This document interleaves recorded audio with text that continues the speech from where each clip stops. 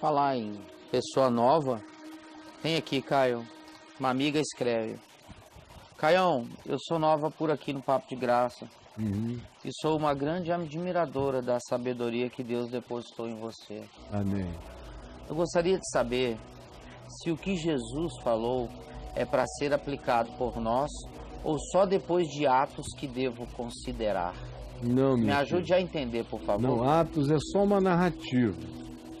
Quer dizer, você quer entender Atos? Entenda o seguinte: história de Caio, de Ed René, de Neil, de Rafael Portugal, Olha, de Braulio, história do pastor Levi Araújo, história de Natália Lage. São atos, são histórias. E que hoje você poderia botar o encontro de Caio com Macedo, Atos 8, com Elimas o Mágico, com Bar Jesus. Bar Jesus. Então, são só atos, aquilo ali não tem nada além de atos. A gente não pode basear nossa vida nos atos dos apóstolos, porque nada ali é, de fato, algo que você possa julgar como estando em estado de permanência. Você veja, aquela igreja do Pentecostes. Número 1, Pentecostes. Quantas vezes ele aconteceu? Com línguas de fogo na cabeça?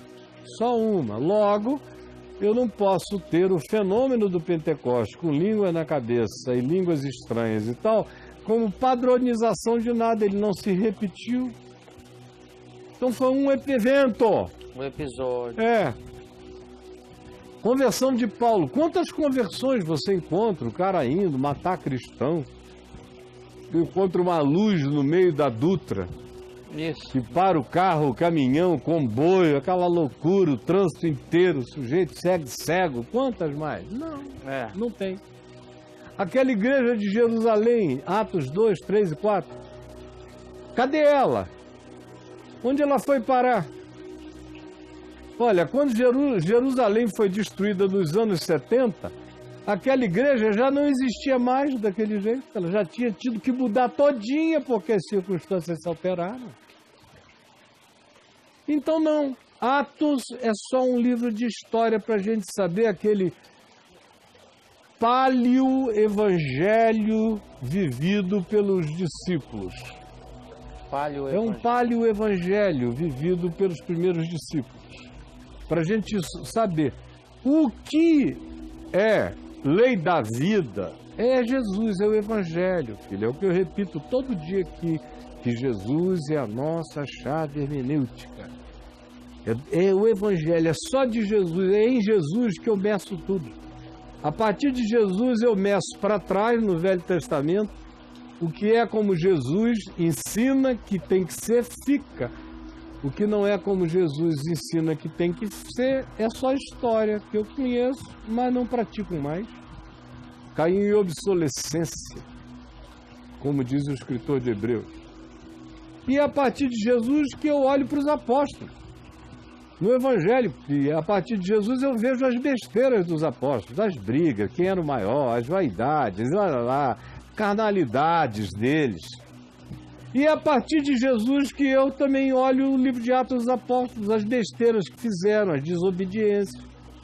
Por exemplo, aquela igreja em Jerusalém que ficou anos sem ir a lugar nenhum, sem nem descer até a Betel, sem ir a lugar nenhum ali da Judéia, sem ir a Jericó pregar o evangelho, não saía de Jerusalém. Jesus decide por todo mundo, Jerusalém, Judéia e Samaria até os confins da terra. Eles não saíam, tiveram que sair expulsos pela perseguição que veio a Estevão. Estavam em estado de obediência? Não, em desobediência ao que Jesus tinha mandado fazer. Agora, mas era uma desobediência deliciosa, fraterna, gostosa, até que não deu mais.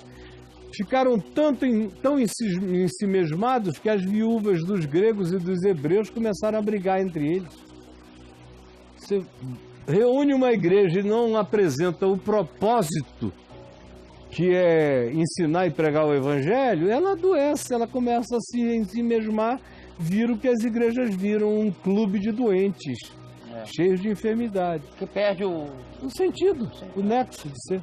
Então, filho, é a partir de Jesus que eu julgo para trás, que eu entendo, que eu olho os apóstolos em si, e que eu olho Atos dos Apóstolos, e que eu olho as doutrinas apostólicas. Tem coisas e tem cores nas doutrinas apostólicas, como na carta de Judas, o irmão de Jesus, que são tão pesadas, são tão do livro de Enoque, que foi de lá que ele tirou, mas são tão pesadas, não guarda nenhum lugar quase de esperança, é só cacete, que você só pode entender a epístola a partir do fato de que ele escreveu para um pessoal que era igualzinho aquilo, estava precisando ouvir aquele cacete. Mas ela está toda sem a graça do Evangelho. Olha só. Sem a graça do Evangelho, é uma grande e pesada exortação. Mas eu nunca vi ninguém sozinho lendo Judas se converter. Eu vejo o pessoal correr apavorado. Eu é que explico depois o significado daquilo ali. Diminuo o peso, contextualizo, mostro o que Judas está vivendo, por isso é que a mente dele... Judas, que eu digo, repito, é o irmão de Jesus que tem a epístola. Mostro como a mente dele, naquela época onde estava todo mundo desertando e desobedecendo aos apóstolos, um monte de seita herética surgindo, o surto dele foi aquele. Mas você tem que entender o contexto para entender a intensidade do bilhete que ele manda. Do bilhete. Do contrário, é de uma extravagância de juízo que não combina com Jesus. Então tudo é Jesus, minha filha, tudo é Jesus. E é a partir de Jesus que você tem que ler tudo. Como você é novinha aqui, o nosso tempo acabou, eu peço só que você entre aí no meu portal e escreva chave hermenêutica, não é? Jesus, a chave hermenêutica. Ou só chave hermenêutica. Aí você vai entender tudo. Tá no ponto? Tá aqui. Tá aí, então tá. Já pesquisei. Chave hermenêutica 114. quê? 114. 114. 114, que vai explicar exatamente o que eu estou dizendo aqui para você entender tudo. E eu também sugiro que você entre no portal Ativar, que você seja uma ativada, porque aí dentro você vai receber Jesus, a chave hermenêutica, todos os cursos que vão explicar para você aquilo que eu resumidamente expliquei agora.